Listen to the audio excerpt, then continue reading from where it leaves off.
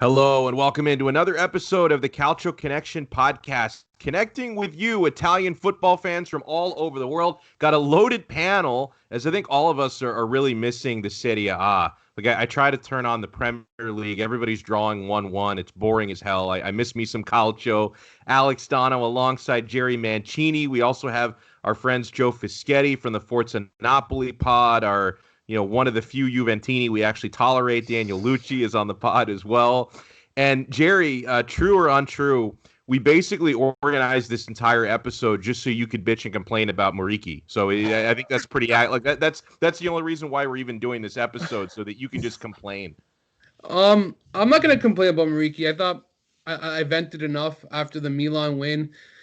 When Lazio lost against Milan, but I'm still mad about that, by the way. You had one job, Jerry. Your team had one job. I didn't even care if you won. Just get a point. Like, take a couple points away. That's all you had to do, and you give up a 92nd minute game winner. I don't fault just Muriqi for that goal. Hindsight, when it happens, it looks like he's the guy to be blamed because he makes the jump, a poor jump, mistimed. But you can also when you look back at it, it's even Akpa Akpro. And I forgot the other player who was not marking someone. There was two other players near the post and vulnerable, left open, not picking up their man. So it's not just Muriqi. It's more of his overall game. I know that he hasn't had preseason. I know he had COVID, injury. It's just the little things that really concerns me about his game. His touch, it still hasn't improved over X amount of time. His shot looks very weak and a lot of poor decision making. Loses challenges. I remember, and Lucci will probably vouch me on this one. There was like a Mission Impossible challenge where he went flying and he lost the challenge. And these are things that concern me. Now, I do agree with Joe that it is a small sample size, but in defense, he's gotten more playing time this season than Velan Baresha and Dennis Vavro have when they came to the team. So he's got a lot of good looks this season compared to other players that Lazio never have even given him a chance. I am willing to give this guy the benefit of the doubt over the season. I'm not convinced as I was in the early stages where I thought this guy was the real deal. Maybe it's the fact that he came with a $20 million price tag and you're thinking that you're expecting more than what you got for. Like, if you're gonna buy something for 20 million, you're expecting the value of 20 million to come to your team and see immediate results right away. Now, a team like Lazio, who doesn't have a big budget compared to others like Juve, Milan, Inter, need to be more smarter as to how they make their investments. And if it doesn't work with Muriqi, this can be very bad, because I look at this now. We could have got a much better win back. I'm not against Vades. He's young. I have no issues with him yet. I know that his injury history and everything, but we could have got a much more advanced center win back. We could have got a center back that really could have been useful to back up what's his name, Acerbi and Luis Felipe. But then again, you can also say, well, you got that fourth striker that you were missing last year that really didn't back up Immobile. So it's vice versa. But I don't know, when you're spending 20 million, you want to, especially when you're Lazio, you really want to be smart of how you spend it. And this team doesn't spend money right. Velan Baresha was another one. We spent 10 million on Vavro. Freaking, we don't even play this guy. I don't know why we even bought him in the first place. It's just money thrown everywhere. It's frustrating. But I'm hoping that now that Correa is out for 4 games, at least I was reading, he could also be out for the derby against Roma. I'm hoping that these next 4 games that Muriqi is able to step up and really fill that spot, that void that Lazio is looking for. So this is why he was signed, to provide that depth up front, and hopefully he's able to really solidify it and really man it down and prove to people that why he came from Fenerbahce. I think one of the most amusing things that our listeners may not know is for the last several days, Jerry has just been bullied by Turkish football Twitter because he dared like write these angry tweets. And you were right, because Muriqi was brutal in that match. Like, you're you criticized him on your Twitter feed, which was well deserved, and then a bunch of Fenerbahce fans and like other Turkish fans and even like people from Kosovo and Albania are like showing up in Jerry's DMs angry that he's cursing at Mariki. So I found that really entertaining. You sending some of those because people are really really mad. Let's bring in our special guests. You know them both and you love them. Daniel Lucci, I see, is wearing a Juventus hat. But I wanted to ask all you guys, and Lucci, I'll start with you. Did you guys get any Calcio gear for Christmas? Well, the brand new hat for sure. That's it for me. No jersey this year, but I got a hat at least. The Keeps one my head warm. I'm wearing is a Christmas gift. I've got a Barella on. Where's your Nutella? Oh, I have the I haven't finished it yet, which is amazing. It's been 3 days, but no, I do have a it's somewhere in the kitchen. I was the only two things I wanted for Christmas. I wanted a new jar of Nutella and I wanted a Barella jersey, and I got both of them.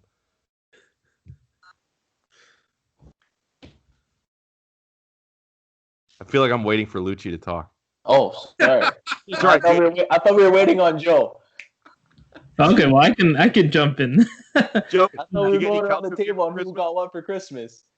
Yeah, I did. I got one. It wasn't a surprise. It was one of those gifts where you kind of pre-plan. I basically told my wife to get it for me, but one of the guys, Gianluca from the Napoli club Toronto, he has some connections in Napoli. He actually played for Jerry's B team Salernitana a little while back, and he knows a guy that runs one of the Napoli shops, and Napoli made a commemorative jersey for Dries Mertens being the all-time top scorer with a patch that, top scorer in club history or whatever, and he went to the shop to sign a bunch of jerseys. So I got my wife to buy me that as my Christmas gift. That was probably Nice. a couple months ago, but it's pretty cool. It's one of those things that not too many people will have, I think.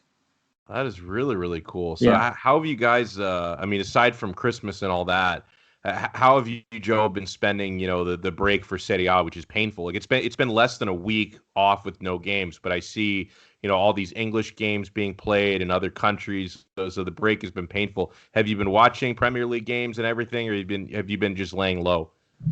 Yeah, no, I've been mostly laying low. I haven't watched too much EPL. I've been slowly. Normally, I watch all the Serie A games within a couple of days. I've been kind of taking it easy and watching one a day type of thing. I still got a couple to go, but I've been, it's kind of sad that I'll probably watch Benevento Udinese over the EPL, and that's nothing against the EPL. So would I. Yeah. I'm just so immersed in Serie A these days that I haven't followed it enough that I could turn it on just for the entertainment, but I really wouldn't have any clue what's going on in terms of positions in the table or anything like that. Fair enough. What about you, Luch? How have you been spending the last several days off? A little bit of EPL, not too much, and I've been getting back into try to get some writing out now with the extra, a little extra time. But it was funny. I was watching a game. I think it was either Saturday or Sunday, and it was like Southampton and Fulham, and the game ended 0-0, and it's like the commentators are like, oh, such an exciting game, oh, blah blah blah, great two teams. I'm like, no one scored, but if you guys said this about, if let's say there was two Italian teams playing, like Hellas Verona and Genoa or something, and they ended 0-0, you're telling me you'd say the same thing for Serie A? They would be trashing it. So it just goes to show like the very two opposite, when it comes to favoritism, when it comes to Serie A versus EPL. But yeah, I don't know. Well, I know. I was gonna say I know Jerry ends up like watching the French league and he watches like a ton of different leagues. How have you been spending the last several days, Jerry? I watched Chelsea Saturday. What a poots of a game. Boy, they've been shit lately. Is your guy Lampard on the hot seat now? I think he is. You know what? I think Joel will vouch. I'm not gonna.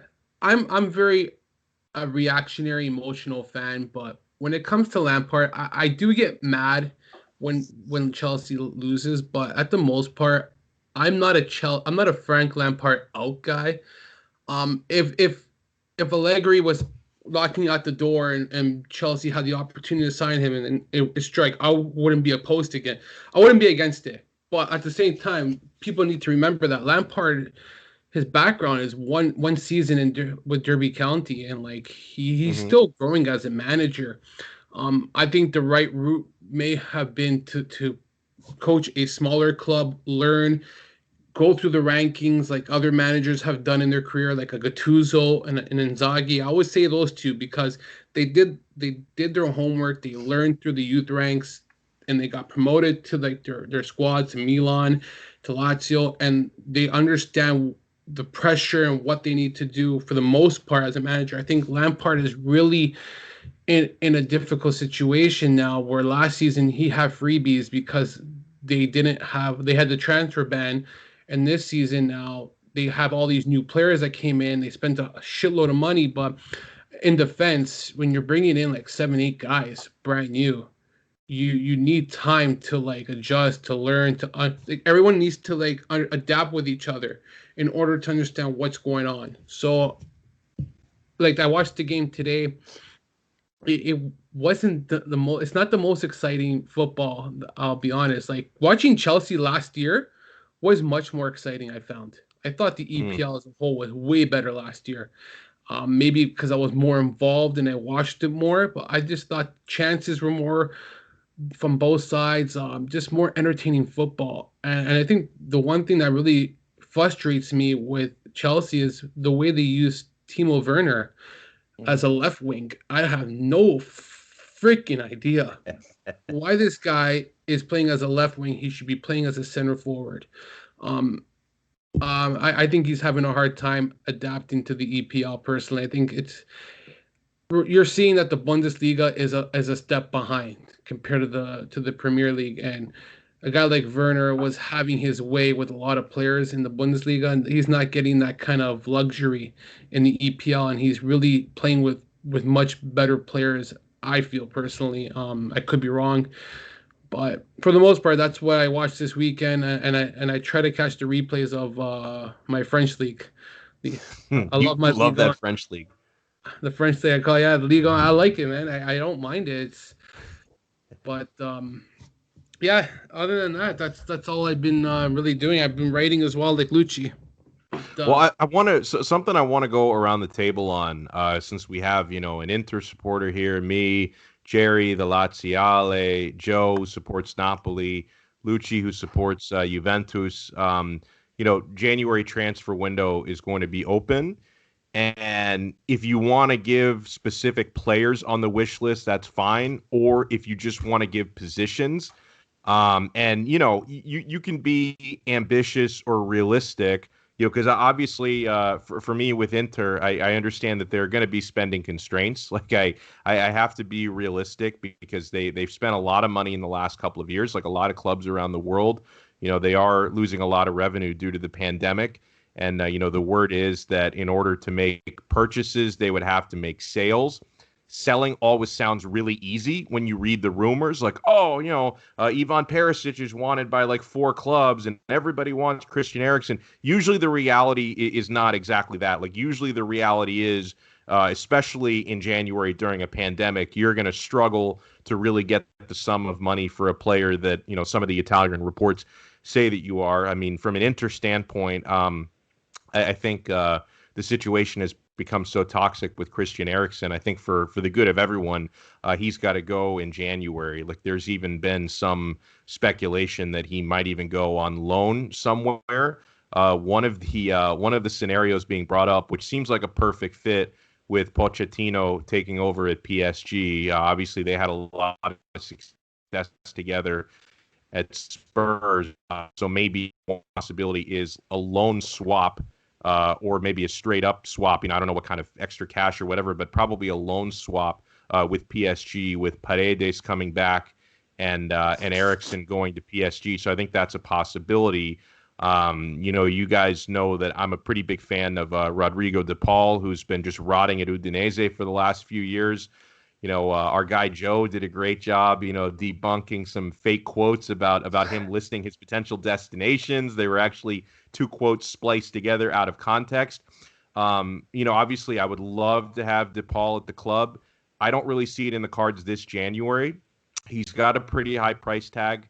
Maybe there's some wiggle room with negotiations, but Udinese have been asking for 40 million. There's no way Inter are paying that, especially not in January right now. So it would have to be some sort of creative accounting to make that happen. But I think that's an area of need. You guys know that up front, and I'm almost embarrassed to admit this because I get bullied for this, but I love Gervinho. I love Gervinho from Parma, and I really think that he could be the perfect Lukaku backup. I don't know why this guy gets so much shit. I mean, he's older, but every time I watch him, 70% of the time I watch him, the guy is class. I've seen him over the last couple of years terrorize Juve. I've seen him look great against Milan. He gives me nightmares when he goes up against Inter. The guy always scores. I'm not saying start him, but I think Conte would feel a whole lot better with Gervinho being the Lukaku backup than Pinamonti, who's just been rotting on the bench the same way Esposito was rotting on the bench last year. So, yeah, I think a fourth striker is really important for Inter.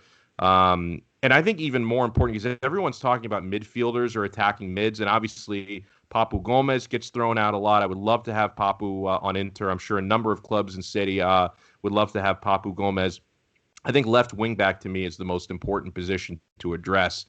I don't really know how they address it, right? Because Emerson Palmieri gets written about a lot, but I think Inter could only really afford to bring him in on loan, and his agent and Chelsea have said absolutely no loans. It's not going to happen. So I don't really know what they're going to do with that position. But if I'm talking about addressing positions, I think left wing back and backup Lukaku striker are the most important spots for Inter.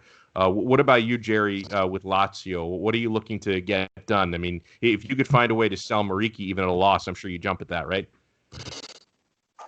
No, you know what? As much as it depends. If someone offered 20 million for Mariki, I would consider selling him. But it has to be break even, or else you know what? You stick with him and you see what you can get out of him. I do agree with Joe. I'm very reactionary, and don't let one bad game decide his future. You need to have more time to see what he can actually provide with the team and what he's able to do. I've was very more upset of how everything transpired in that one match against Milan. It was just one thing after another that just he didn't get anything right. But I don't want to get sidetracked here. The two positions what I really want to see is left wing back and another center back. You can't be relying on Francesco Acerbi to play every single minute. And I'm very happy with what Wesley Hoot has been able to do this season. I think that this is one player who I've been very I've given him a lot of praise, and I haven't been critical of, and I will not be critical of him because people shouldn't be so hard on this guy. He costed very little. He came on loan, has really stepped up and provided some really good performances, especially in Champions League. Yeah, he's not your caliber top type kind of player you want as a center back, but he's been able to fill the void right now. Luis Felipe, guy's made of glass. If he can ever survive a full season, that would be amazing for Lazio, but we can't be depending on this guy. They just need another center back that can step in and has to be a now player. And for left wing back, you got Sena Lulic. He's a question mark. Apparently, he's supposed to be returning to training tomorrow. So that's good news. Hopefully that he doesn't have any setbacks. I'm still confident in Mohamed Fades. I know that it hasn't been the greatest start for him with Lazio, but again, he came off a very serious knee injury last season. He's injured right now. Hopefully, he's supposed to be back, I believe, around mid-January. And we've been overusing Maricic on the left side. God forbid if Lazzari goes down, we have to bring Maricic back to the right. That causes an issue. They do need another left wing back. Yeah, I know people are going to say, well, this was supposed to be taken care of with Mohamed Fades. Even if Fades was healthy, you still need another player because you can't depend on Lulic anymore. Mm-hmm. So regardless, it's I think what we screwed up 2 seasons ago, and I think a lot of teams screwed up on who played the 3-5-2, was not signing Darko Lazovic, who plays for Hellas Verona. That guy came on a free and would have been the perfect signing for Simone Inzaghi. Do not know why we didn't pounce on him. I tweeted out today that Christian Biraghi would be a possibility that he's been linked to Lazio. He's not bad. I know a lot of Interisti gave him shit because like he was on loan at Inter for a full season last year. He was really bad in the first half of the season, and people ignored the fact that he was really good in the second half of the season, especially after the pandemic. The guy was elite. Like, he was really good. Like, I maybe it's him playing in empty stadiums. He plays at his best, but he was really good in the second half of the year, I got to admit. Well, I believe he does. I tweeted out some stats. He has like 1.3 key passes per game and like 1.2 crosses per game. And I think the crosses is what really intrigues me the most. When you got a guy like Sergei Milinkovic-Savic and Vedat Mariki, and their strength is like aerial duels. This is where Biraghi really comes in and helps and really assists to their game. And he's the guy who can send those balls into the box and allow them to play to their style of game. So I like Biraghi. I've seen him. I think he's been one of the one positives with Fiorentina this season. If I had to say that what has been going good for them, I think that he's been a positive sign with Fiorentina. I just like the way he's able to play in the 3-5-2. And I think that he would be used much better under Simone Inzaghi personally. I don't know. I'm hoping. I've seen Romelu has been linked to come back to Lazio. Maybe that's a possibility. I know that he hasn't been playing since being with Beresha. So I don't know. I'm with Joe, where Joe has mentioned this to me many times. The January transfer market has two stipulations. One, it costs a lot of money just to get a player. It's overvalued. So a lot of the time, a lot of players don't get signed in January because it just costs too much. And Claudio Lotito has already stated that as well. Yeah.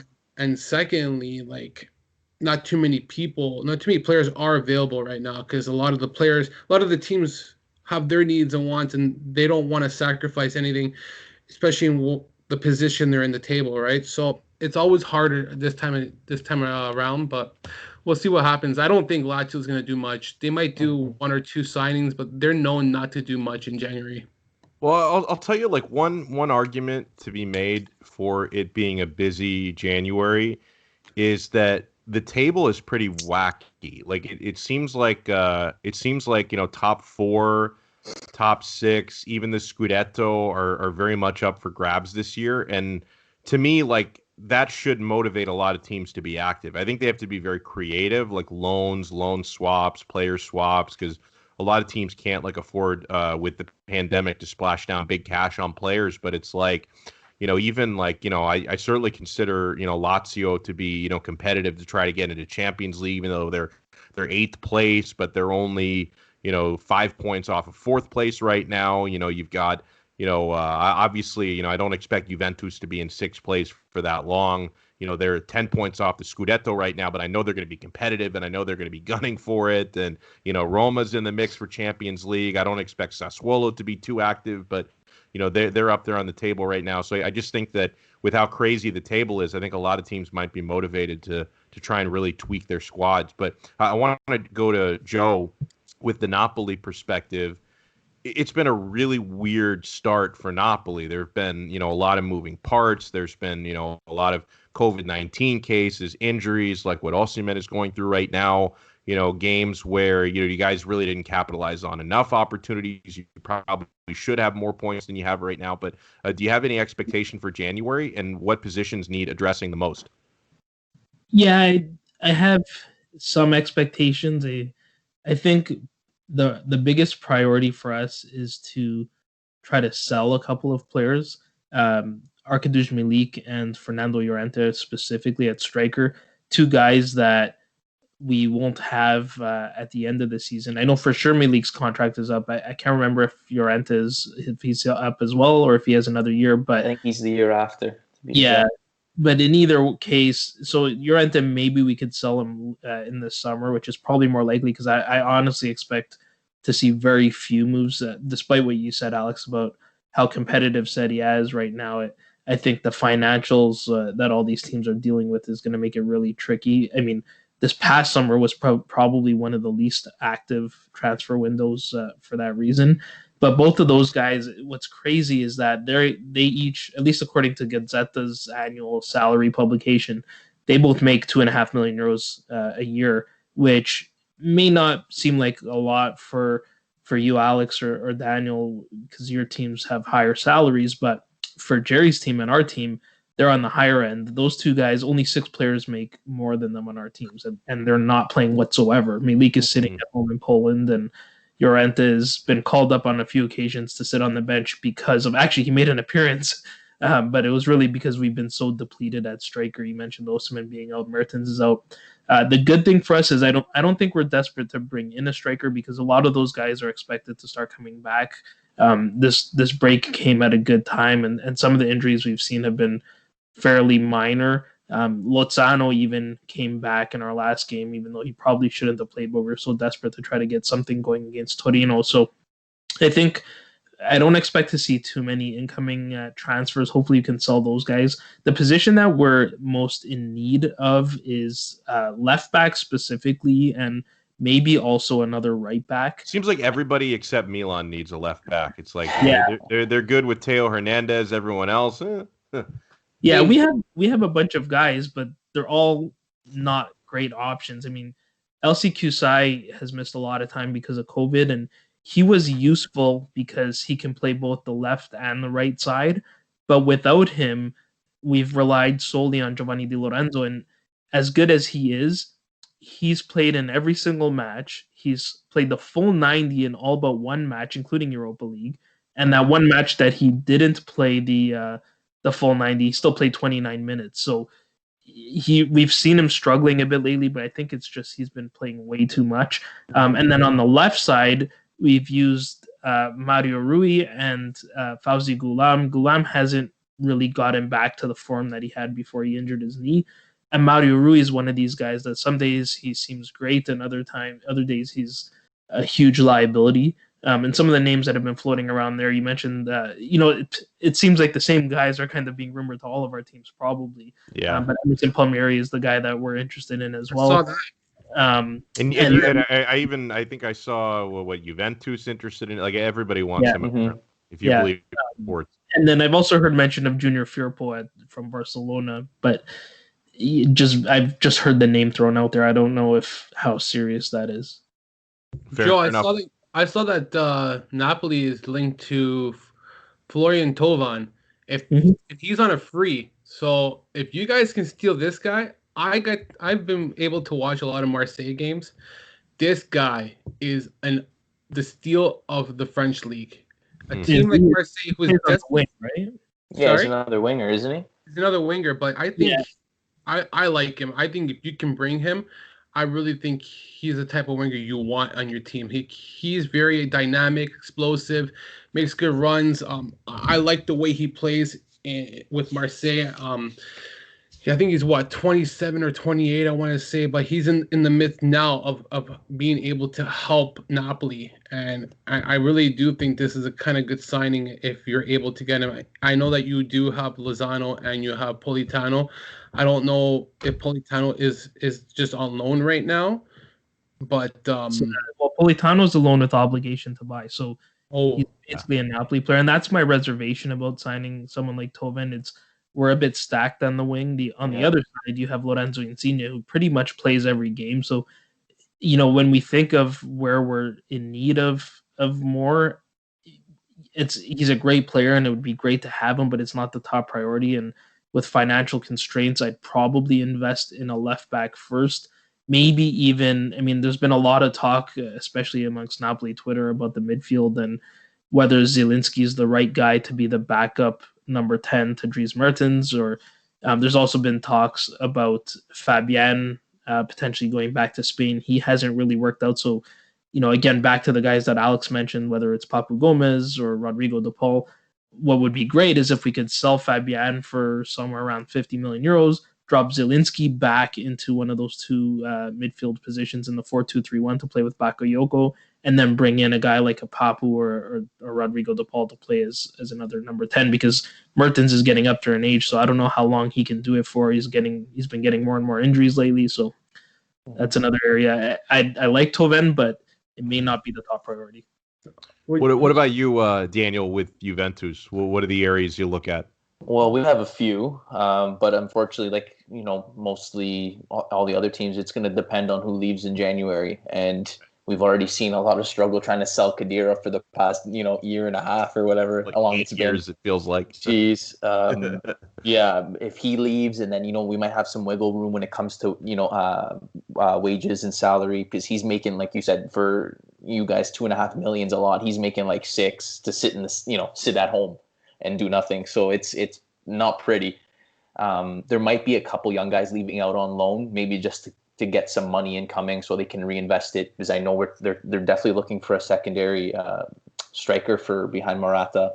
We've been linked apparently to Loriente. I don't know why, but and Malik, another one. So I guess we want all the Napoli rejects. I don't know.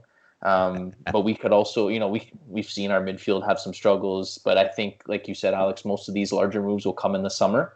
I do think, though, that DePaul has probably a better chance of going to Inter than he does coming to Juve. I feel like Inter is going to work something out with Udinese to try to get Musso and DePaul all in one, and send, they'll bound to get some money on Eriksson, and maybe send Pinamonti on a, with a buyback option or something like that, because it's not like he's playing anyways. So yeah, I think Inter has a little more wiggle room and some decent younger prospects than Juve has, which they can use as pieces. So it'll be tough to see what happens.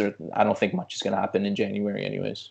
Something I want to go around the table on. I think we can have some fun with this, although we may have already gotten Jerry's answer with a player he ranted about. But I got a question, actually, since we're on this topic of the needs of players.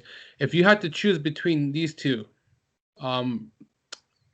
DePaul or Papu Gomez, and it has to be done this transfer market, who do you choose?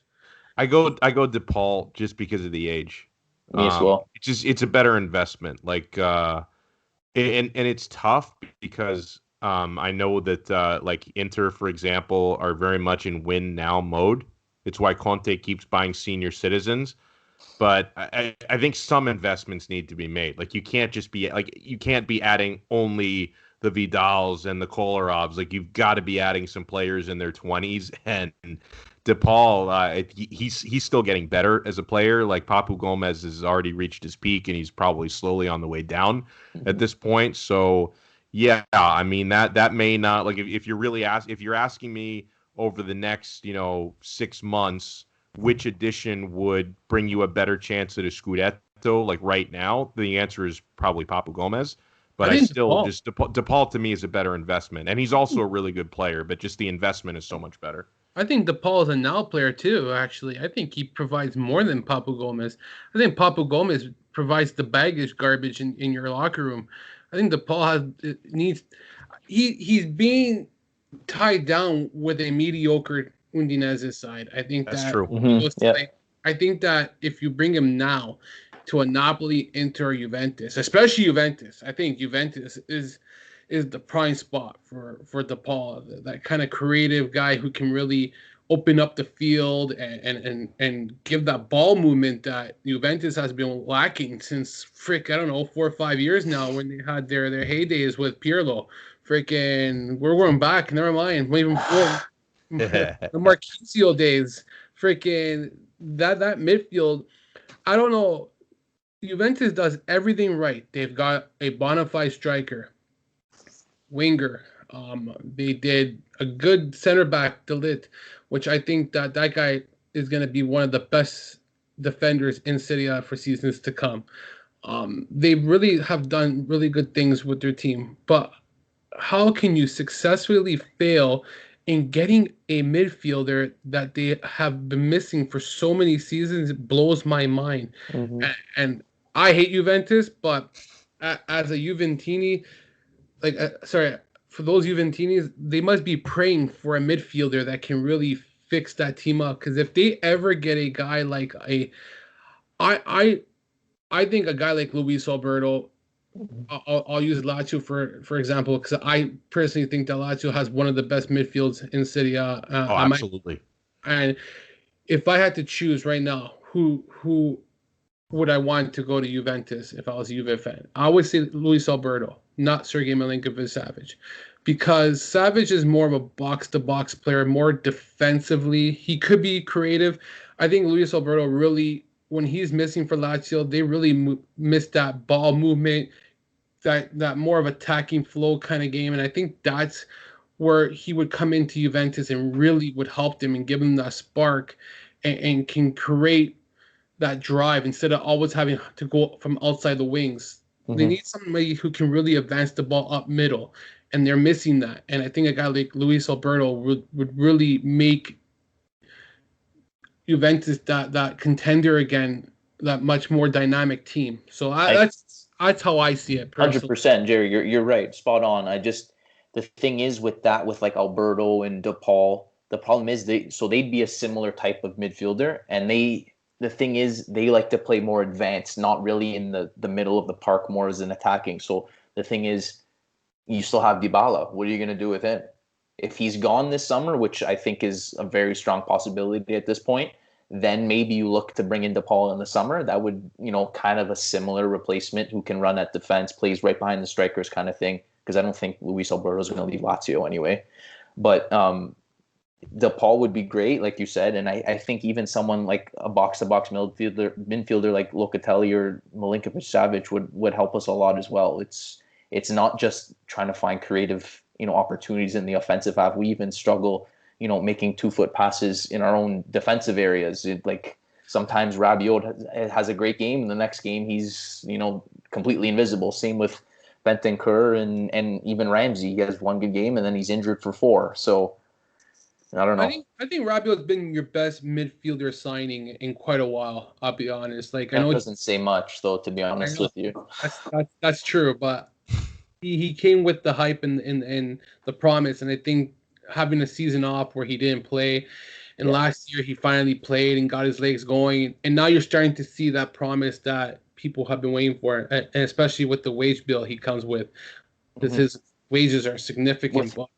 With him, though, I think he needs at least 1 or 2 good midfielders beside him that can help him get the ball, because he's good in the air because he's got some good height. He has a decent left foot, can run at defenses, on occasion, but he needs someone that is going to help clean up the mess for him, because he's probably not the greatest defensively. Same with, pretty much everyone else in our midfield, other than McKinney. McKinney's a good, tough box-to-box midfielder, but he's, then again, whatever he makes for defensively, he kind of lacks technically. So I got another question, actually. This one's for Joe now.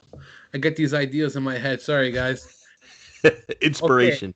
Okay. I want to ask you, how do you rate Koulibaly's season, and can we see him going out the door, like gone this summer, and Napoli maybe reinvesting that money into other areas? Like, I'm one who thinks that Koulibaly has probably been one of the best defenders along with De Ligt this season. I think that he's been taking too much flack. Like against the game against Lazio, I saw a lot of tweets saying that Koulibaly is not good. He's having a bad season. This is a poor performance against Lazio. I don't think he was poor against Lazio. I think he was probably really good. And as soon as he came out of the game, they were really hurting in the back. And I just want your opinion personally. Yeah, the thing with Koulibaly is that he has set the bar so high for himself that, Koulibaly on a bad day is probably the best center back on a lot of teams still. Mm-hmm. But because he's been so great for so long, that's become the new expectation for him. This season, he's been phenomenal. He's been playing almost every match, very few mistakes. Last season was a tough year for him. We've talked about that previously. He missed the training because of the African Cup of Nations, and then he picked up injuries, and he was always playing catch up, so he had a rough year. But he seems to have found his form again. I'll be very interested to see what happens with him in the summer, because we signed Amir Rahmani on the assumption that we were selling Koulibaly. But now I think he's turning 30 this year if he hasn't already. That's been the big criticism especially from EPL fans. I've gotten into with EPL fans on Twitter about this, where the first thing they jump to is his age, and that's why his value should be lower than what we're asking for, which is somewhere in the 60 million euro range or 80 million. It's jumped up and down, but especially with COVID. But I think he's still one of the premier center backs in all of Europe. I think we're happy to keep him if we can sell him. We're never desperate to sell him financially. We've always taken care of our books pretty well. This will be the first year in a while that we're going to go in the red because of COVID, but even then, probably a lot less than most clubs. So we're certainly not desperate to sell him. My concern becomes then what do we do with all these center backs? I think the odd man out would actually be Maksimovic. You probably look to sell him. And then you keep your three with Koulibaly, Manolas, and Rachmani. And the other thing is our center backs were criticized quite a bit last season because Koulibaly and Manolas didn't seem to have a good chemistry together. A lot of people like the pairing with Maksimovic better, but we've seen again this season that Koulibaly and Manolas have played better together, and Gattuso's done a great job of managing Manolas's time where he only plays him in Serie A, and he's been using Maksimovic as our Europa League center back, with Koulibaly playing every match. So I think he's still one of the best. I think we're probably going to keep him. The older he gets, the less likely I think it is that we sell him. Mm-hmm. So last thing I want to do here is go around the table, since we have an Interista, Juventino, Napoli fan, Lazio supporter. Who's been the most disappointing player on your club this year? And just so I can give you guys the example of how you can answer it, I'll go first with Inter. I have a few finalists. I'm going to give you the guy I think has been the most disappointing. Now, when I came up with this topic, the first name that popped into my head, but I'm going to eliminate him from contention because I wasn't expecting much.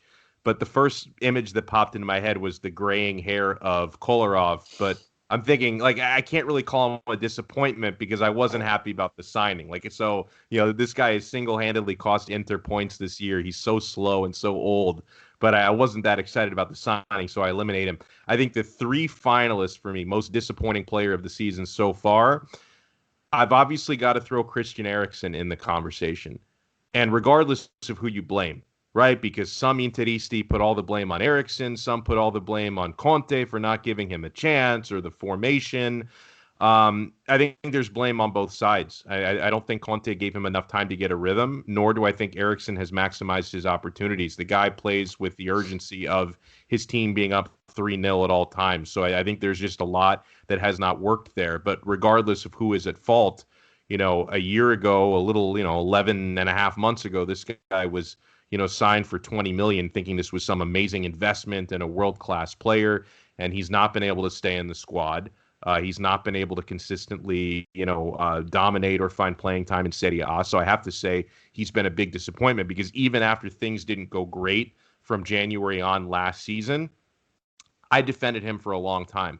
Jerry knows that. I defended Eriksen for a long time, and I said, hey, he's still adjusting to a new league, to a new country, and he's going to settle in. He's going to have a great season coming up this season, and it never materialized. So I have to put him in there. I've also got to put in the conversation Samir Handanovic, because he's not long removed from being an absolute world-class goalkeeper, and he's showing his age. I mean, he's in his late 30s. I feel bad for Joe because the one time that Handanovic played great was against Napoli. That's the only great game he's had all year. I mean, outside of that, the guy stands still and doesn't move. Against Napoli, he was stopping everything, Joe. I mean, it was unbelievable. Yeah, that was brutal. I watched Inter's last game, was against Hellas Verona, I think, where he tried to catch the ball and just kind of dropped it right in front of him. And we've seen a lot of that from Handanovic. I think this is probably his last year at Inter. And every time, like he's had a handful of these howlers this year, and every time he screws up, he immediately looks and points to one of his defenders, like he's looking for the next guy to blame. It's like, dude, you didn't move, or you parried it right to an attacker. Like that's on you, man. But still, I'm not going to give it to Handanovic only because we've seen signs of this over the last year that he's getting older. It's going to happen to any goalkeeper in their late 30s. Well, I'm going to give most disappointing player. I'm going to give it to Lautaro Martinez. Barcelona ruined this kid. Like last year, like around last January, when the rumors started about, oh, Barca's going to pay the release clause and Messi wants to play with him, I haven't seen him string together two good performances back to back since then. I mean, it's usually he'll show up one game, disappear for the next three games. Like it's really, really been frustrating, especially since last season from September through January, the first 4 months he spent with Lukaku. Unbelievable partnership. They gave him a nickname, Lula. I mean, an unbelievable partnership between the two. And really, for the last 11 months, it's been a one-man partnership. It's been the Lukaku show, and once every 4 or 5 games, Lautaro Martinez shows up. It's not to say he's not capable of occasionally scoring big goals. He came up big against Hellas Verona. I'm happy he did. But show me you can do it 2 games in a row. Like, I really think that he has been the most disappointing player, and it goes back to last January for him. I'll go to Jerry. Is it Muriqi, who you already talked about, or you have somebody else in mind? Most disappointing player for Lazio this year? You know what? I think I'm not going to be critical on Muriqi. I vouched Daniel Lucci on Twitter that he's right about his qualities and like not being that complete footballer. I'm going to go to Joaquin Correa. I think he's been the biggest disappointment for Lazio this year. He had 9 goals last season, and I'm just pulling up his stats actually just right now because I didn't really prepare for this, but I was just looking at his stats, and he had around 9 goals last year. He had 10 goals in all competition last year, and this season he only has 3 goals. And a lot of it has to do that he's maybe been overused, but he just doesn't look as dynamic as he did last year, making his runs, making that movement. Like against Juventus, he made that brilliant. He beat like 2 defenders right at the end, and like, hold on, there's one good game all year. One good play he did all year, all game. He was invisible, and then the last 10-20 minutes he stepped up and like he went into like turbo mode, and all of a sudden, like, I don't know if this is on Inzaghi a little bit too, overusing Correa and 3 days rest, playing in every Champions League game. Like, he played against Milan, should never have played, got hurt, came out after a half an hour. And then people are calling him out saying, well, Correa sucks and Correa is this. And I just think he's a disappointment because we haven't managed him properly this year, and he hasn't been able to play to his full potential. A lot of it had to do with Immobile picking up coronavirus, and then Caicedo has a shoulder injury. But even before he became fatigued, he didn't look like the same player that he did last year, like making his runs and scoring when he could. And he's missed a lot of chances this year where he should have scored. I feel that he's taken a step back this year compared to last year. Very disappointing, but and now he's going to be missing a month because of his injury, which could have been avoided. He did that with the Cherby as well, which could have been avoided. And I know, like, you mentioned this to Joe, like you said, what about if you bench Correa and a Cherby and you bring in a young guy like whoever it may be? Is it worth it? Like, would you be disappointed that you lost? I would be disappointed if we lost. Absolutely, I would be mad. But I think about the long term now. And in the past, I would be so disappointed with the loss. But then I think, now look, the loss is greater. Sorry, the outcome of what happened is greater than the loss. Now we got to play 3 games next week without Correa. And we better hope that Muriqi can step up.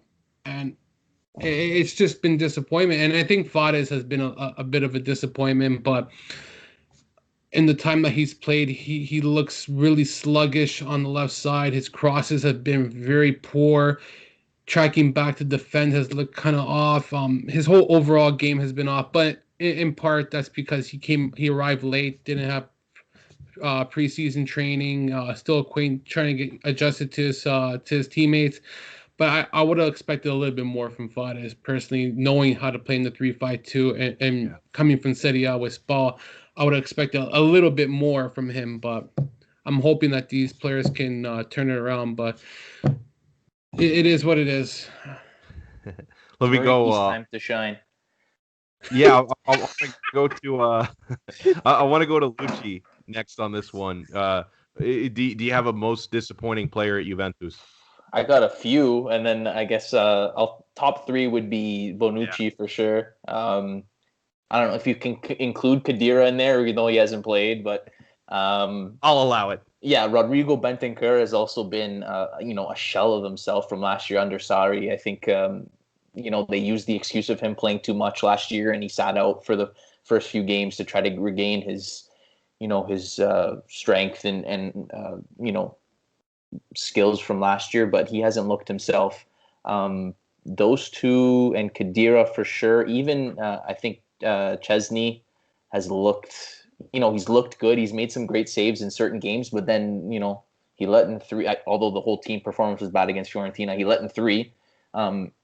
You just can notice a difference between when he plays and when Buffon plays.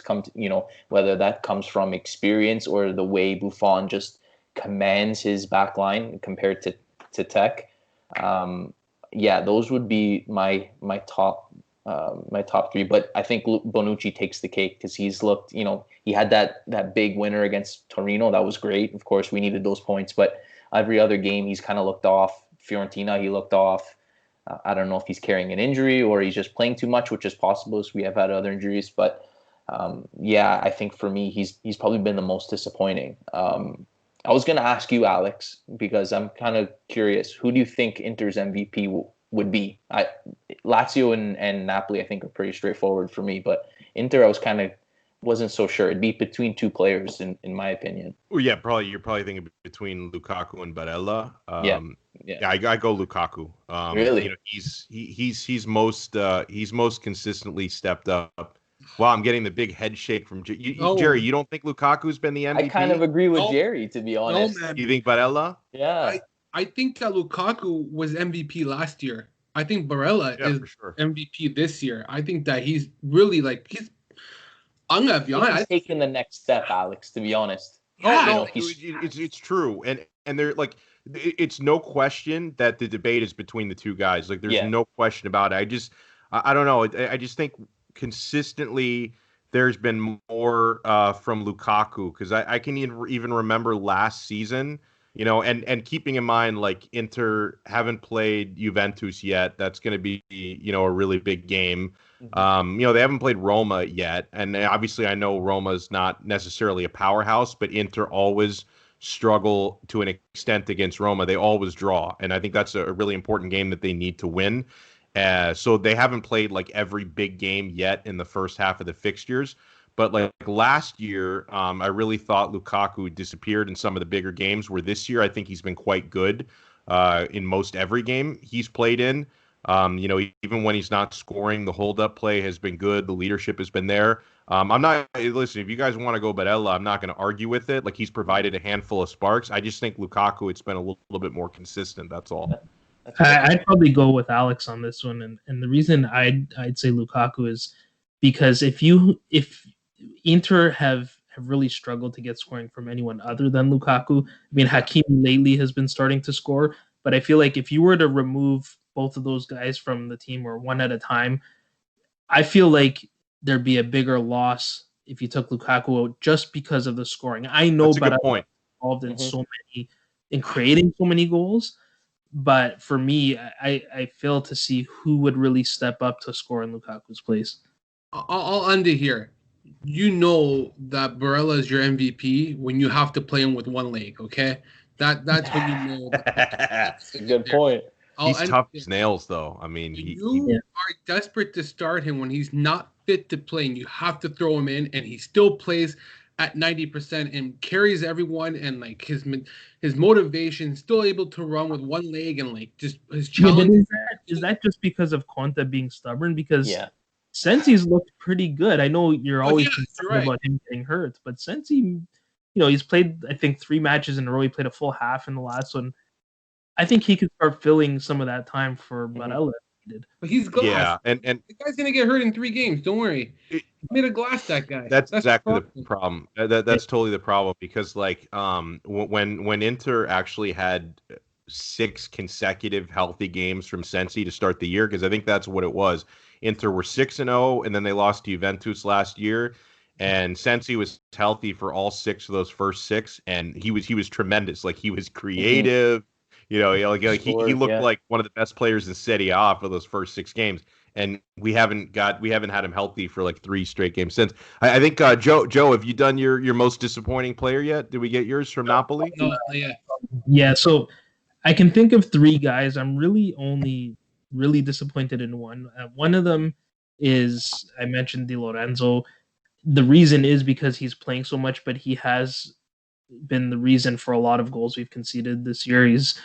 Because he's tired, I think both physically and mentally. He's made a few plays where he's made runs and gotten caught, and part of that is on our midfield for not covering properly, and that's a big weakness on this team. When we get the reason why we suck at defending the counterattack is because we have some midfielders that aren't great defenders. So he's one, but I don't blame him too much. I think he's still one of the best right backs in the league.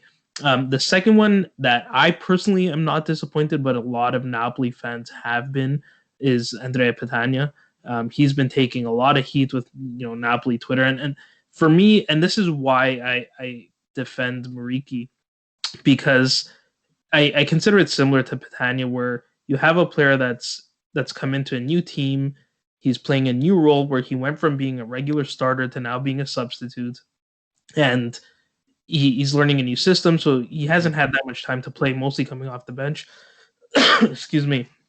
And I think he just needs more time, and I think that's why we need to reserve our judgments on Muriqi as well. Give him a full year. If he still hasn't done much, then fine, didn't work out. And the reason I say that is because a lot of people wrote off Chucky Lozano last year, and he's been one of our best players this year. So, sometimes guys need a bit more time to get used to the system.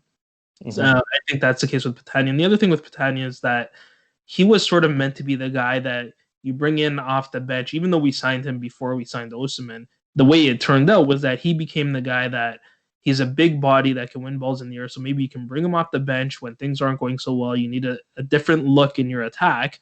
And he's very different than Mertens. He's very different than Osimhen. So you kind of mix it up.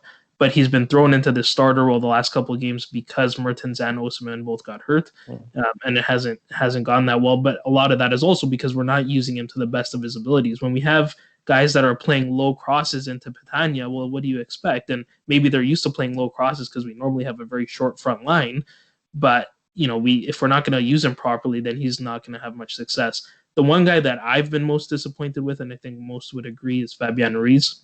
Yeah, this is a guy that we brought in that was expected to be the next best midfielder in the league. It just hasn't worked out for him. I think if we sold him this summer, we'll still make a decent return on him. But at one point, his value was up to 80 plus million euros. I think he's struggling with the 4-2-3-1. I wish we'd try him out in the number 10 spot, because where he struggles the most is in defending.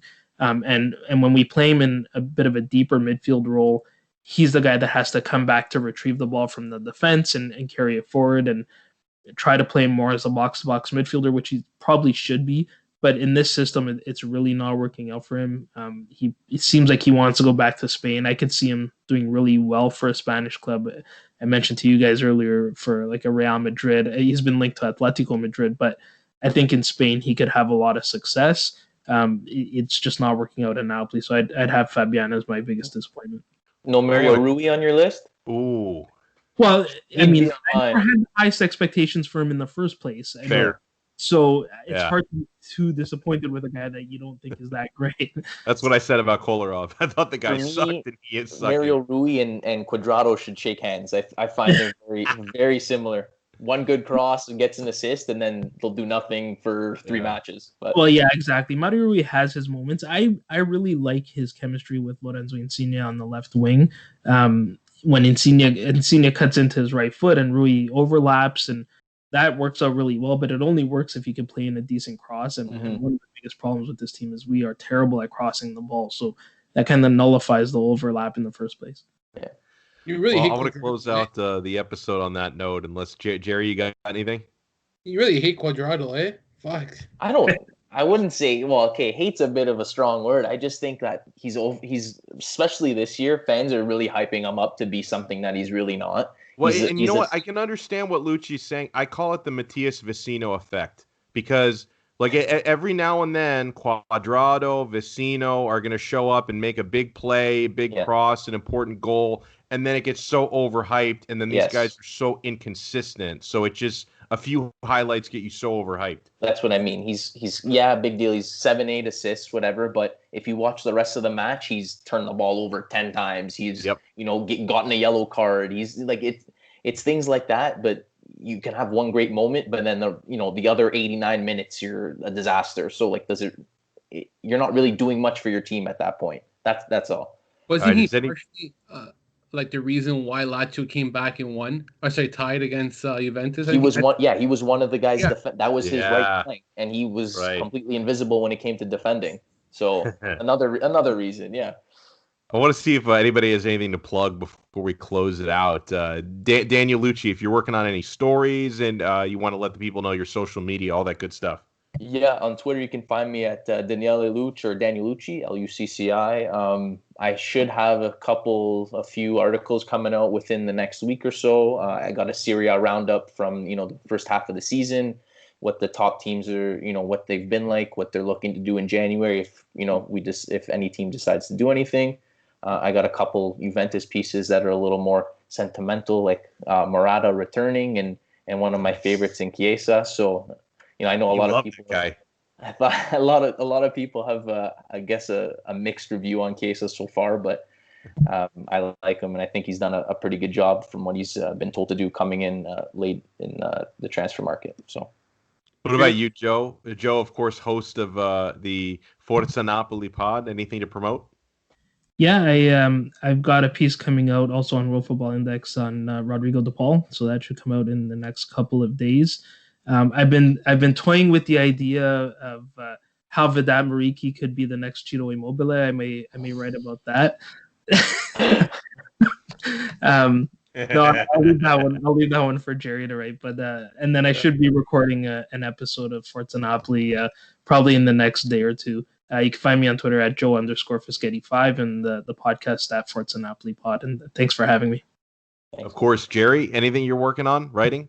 I was writing a Sinisa Mihajlovic piece, Lazio legend, and his time with Lazio, and like basically how his coach Sven Goran Eriksson basically got the best out of him. And I also wrote a piece on Milan and how they're starting to turn the corner and how Stefano Pioli has really brought them back to their winning ways. And the latest one after that I started was why Andrea Pereira needs to be used more in the absence of Luis Alberto, and how he can really help Luis Alberto's season down the latter parts of this year. So that's all I have been working on this past weekend. Jerry, quick question. So do you think now with Correa out for the next month or so, do you think Pereira can play in that similar position, like behind Immobile? Yes, I think he can, but the problem is that because you got Luis Alberto and Pereira on the field together, it kind of like conflicts the two when they're playing, where I think we've seen this, I forgot which game it was this year, where he looked kind of confused because he's kind of playing in Luis Alberto's role and he's not really comfortable playing as a false nine or number 9 up top with Immobile. So I'm curious to see if that can work out if they try it again. I think you have to give more playing time now to Vedat. You got to give it to Vedat. You got 3 strikers still. I think there's no emergency to use Pereira yet. I think that if you do that, it can really hinder Vedat Muriqi's confidence even further. That can really hurt him as a player, because then you're saying, okay, well, you got this guy you brought in. He's on the bench. Why are you bringing Pereira on? Well, you could say the same thing for Pereira, though. They brought him in as well at the same time, no? Yeah. No, you're right. But I think that the point of Pereira, and he hasn't been used right, was to alleviate and to diminish Luis Alberto's minutes this year. And a lot of people are saying, well, Alberto doesn't look good this year. He doesn't look like the same player last year. And I hate the stupid assists. Since when do we judge players because they didn't get 10 assists this year? Like, it doesn't matter if he didn't get 10 assists. The fact that players haven't been scoring their chances can allude to why he hasn't had the assists. I think Luis Alberto, when he gets the proper rest, he is a more effective player, which is why we saw him play better against Benevento, against Napoli, and against Milan, because I think that prior to that he took a break and sat the game. So like when Alberto gets a game off and goes 3 straight games afterwards, he looks more effective, and that's where Pereira has to come in and needs to be trusted more. Yeah. And you know what?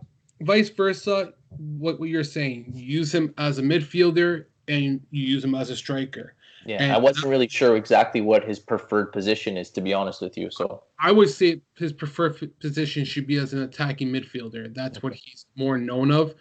I don't see why he can't be a false nine as well. He's done that in his career. I think you got a versatile player here who should be able to alleviate the time off Alberto or off, say, an Alberto, Immobile or Caicedo or a Vedat Mariki, where it allows players to rest. You get proper rotation. I think the biggest issue is that he's not getting enough playing time, Pereira, and the small sample size that I've seen compared to Vedat, I've seen a player who can actually make a difference this season for Lazio and is not getting enough chances to do more for this team. So, and that's not to shit on Mariki in any. It's just the comparison is that Mariki's been given so many chances and has done shit. Mm-hmm. And Andrea Pereira has been given little time and has done much more. And I don't see why he shouldn't be given more time to play, to prove himself, and to help his team, just like to avoid injury, which could have been done earlier and avoid injuries. Correa could be more healthier. I would have started Pereira up top against Milan instead of Correa if you don't want to go with Mariki to start. Because I think that would have been an option. And I know I'm contradicting myself right now because Luis Alberto started the game, but in a situation like that, you don't have a choice. Avoid Correa getting hurt. Start Pereira. You brought him over from Manchester United. He was hyped. Came with a hefty price tag if you were to pick his option up. So why not use him? And the last thing I'll say is people saying that Lazio didn't do enough in the transfer market. I remember Inzaghi quote this. I'm happy with what management did for me. They got the players I wanted. I have the guys now. So use them. Use the players. Why are you using Correa every game? Why are you using Mobile every game? Why are you using Acerbi every game? You stated that management did what they had to help you. Use it. It blows my mind when it hears. That's what kind of bothers me because you contradict yourself then. Because now all of a sudden you're saying in the transfer market, well, they need to get me 2 more players because I don't have the guys. They're there. It's how you manage and how you use them. And if you can't figure it out, then there's something wrong. So I don't know. That's about it. That's what I've been working on. Okay, fair enough. Seemed like a lot. All right, so I have been working on some digital stuff. You can check me out onsideradio.com. A lot of content I do. In addition to this wonderful pod, you can listen to our local shows live, South Florida based, but I think even people outside the area can find some interest in it. OnsideRadio.com or the MyTuner radio app, and check out podcasts. Man of the Match with Alex Donno. Podcasts are all over the place. Check out the podcast for this show, of course. You can get us Apple Podcasts, Spotify, Google Play, wherever you download your pods. Calcio Connection Podcast. Alex, are you going to talk about the Dallas Cowboys on your pod? How about the Cowboys yesterday, eh? In that shit impressive. NFC East. They got something done. I will be talking about that. I can guarantee talking Cowboys. So, yeah, onsideradio.com is where you find me. I do 15 hours of live programming a week for onsideradio.com. We will talk to you guys next time on another episode of the Calcio Connection Podcast. Ciao.